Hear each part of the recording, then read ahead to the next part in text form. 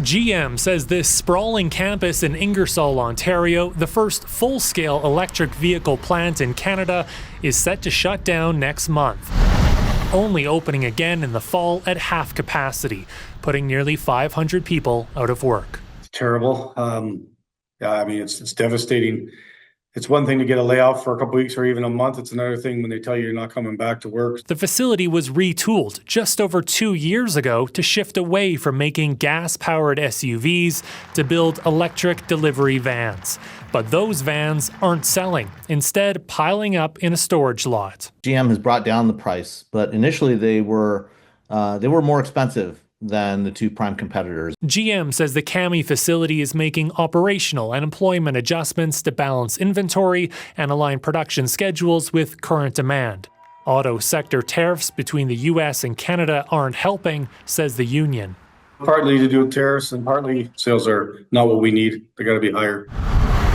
It's the second auto plant to temporarily close in the last week. The whole sector now in a state of flux. This is a very uncertain time for the industry writ large, simply because there are a lot of U.S. policy changes that are having an impact on the U.S. economy and therefore the Canadian economy, and on top of that for vehicle demand. And it's hanging over the election. Before the layoff announcement, Mark Carney paused his campaign to meet with his Canada-U.S. Cabinet Committee. Impacts that we're starting to see unfortunately in the Canadian economy, particularly in the Canadian labor market. We reviewed our response to those tariffs.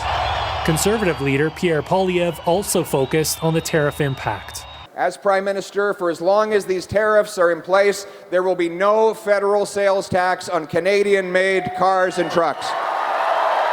Poilievre, Carney, and NDP leader Jagmeet Singh all responded to the planned closure on social media, expressing sympathy and vowing to help the workers.